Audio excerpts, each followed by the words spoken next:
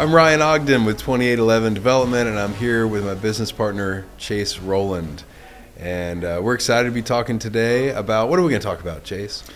Well, some land development in our area. One we particularly like is ranchettes. I sometimes sound like I grew up on a ranch or something like that myself, so I guess it makes total sense for me to be involved with ranches and ranchettes and real estate particularly. So, yeah. Yeah, and I love the way, we've zeroed in on specific concepts, and I think it gives us the ability to really just optimize that concept. And so we're focusing today on ranchettes. Just first describe what is that? I think some people have heard the term and have an idea of what it is, but I think people have different definitions, and then maybe some people never heard of it. So how would you just define what is a ranchette in our world? Yeah, that's a great question. I mean, real estate, there's so many different components to it, and people think about single family, multifamily, commercial, land in general. Ranchette is a concept that's kind of focused more on land, for sure. Small version of a ranch for the et part, ranchette. And I think one of the beauties of it for me and you as well personally is it's something that we like personally, that we see the benefit of personally. It's not we just see the cash and financial benefits of it. We see what it does for a community that you're putting the ranchette in. You see the kind of people that it brings to that community. We started these ranchettes. We're on about our 6th or 7th one. Me, with us partnering together, we're on about our 4th one, I think now, at least in contract. And you have a personal just care for it because you want to see the community grow. That's kind of a more rural community, and this is a great piece of real estate to help incentivize that kind of growth in the community. So talk a little about the et part. So yes. I think we have an idea of what a ranch is. We'll come back to that in a minute. But let's talk about the et part. Yes. Well, I think a lot of actual ranchers would probably laugh at us when we call these ranchettes because ranchers think of hundreds and thousands of acres, hundreds of thousands, or hundreds and thousands. Most of the stuff we're looking at is 2 acres even, but really 2 to 10, 11, 12. And think of somebody who's moving from the Metroplex in Dallas-Fort Worth and moving out and wants to get a little bit away from all the hustle and bustle, have a little bit of space, but they're not ready to go run a ranch and have 3 John Deere tractors and not see anyone. They still want some conveniences, but they still want their space. They can have a shop. They can have a few animals. They can have some chickens or a garden. They can also just have a nice house with a nice yard and just have a little space between them. Usually, location is super key to this. You're going to buy a ranch for 100 or 1,000 acres. You're going to be way out in the middle of nowhere. You're making a day trip to go to the grocery store. Whereas this, you've got your space, you've got your goats, and you can get to the grocery store in 15 minutes. It's also a more affordable version for somebody to get some land and get out to the country quicker. Even if they have a dream of buying 10, 15, 20, 100 acres, this is another stepping stone for them to get out and about, get out of the little tight neighborhood. So that's one of the reasons we like it. And from a developer in a community that I love in Wise County where we spend a lot of our time, you keep it rural. You keep it still really good quality product for the people buying.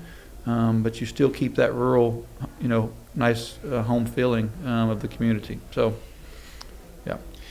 Yeah, I love it. As a city kid myself, former city kid, now I'm a little bit more rural. You wear boots some days. Yeah, I wear some boots. I got a little mud on my shoe every now and then on my Colhans. Inside joke. I can really relate, to that idea. I remember when I first moved to Texas and had not much room, but I felt like, wow, we're way out in the middle of nowhere. So I love how some people think of maybe 10 acres as a ranchette, and some people even call 2 acres, we've heard, as a ranchette.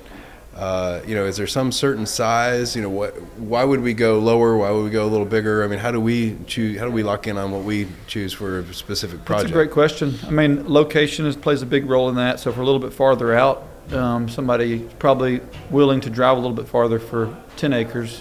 Whereas if I'm only buying 2 acres, probably a little more convenience. Cost of the land plays a big role in that. So what buy price we're looking at. Can I maximize my potential return for investors? And we'll go to the investor side of things in a second. I got to maximize for them as well. So I think location is a huge key to that, and also what point you're buying at, plays a big role in that. Also the lay of the land. If we're looking at floodplains and we're looking at county jurisdiction and we're looking at certain minimum requirements they've got, that drives a lot of it.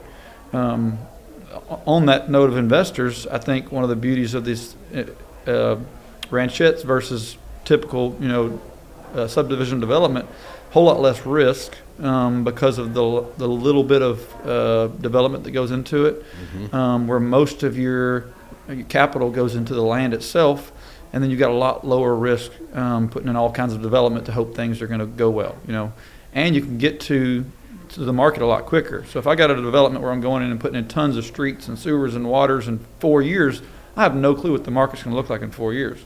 A ranchette, I almost know what the market's going to be when I buy it because we're going to have it ready to sell at a very quick turnaround. So the current market's going to be pretty similar to what the selling market is.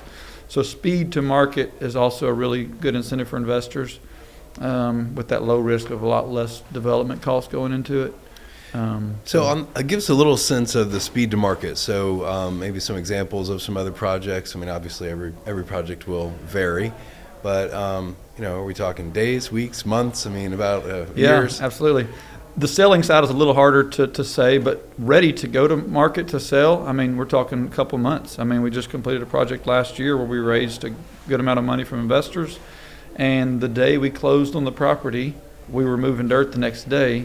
We had properties up for sale within, I think, a month or two, and we had the whole property sold within 10 months. So if you hit the right market, you can have it going like that. We've got one we're about to close on that it's got some exterior lots that they'll be able to go to market, a month after we close, and then we'll be working on phase 2 and 3 on the interior. So speed to market, speed for returning capital from investors. Obviously anybody knows the quicker I get money back into our investors' pockets, that runs their IRR up really quickly if I can get it back and working for them. So speed and just lack of risk is one of the things that we've seen, very happy investors come back to us because of that. Cool. Well, you hit a little bit on the kind of the benefit to investors or what's appealing, to investors of the ranchette model. You mentioned time to return of your capital. If there's anything you want to expand on there, and then just kind of overall return. You mentioned IRR, so you want to expand a little more on the kinds of, or just what we've seen in these kind of projects and what we look for. Yeah.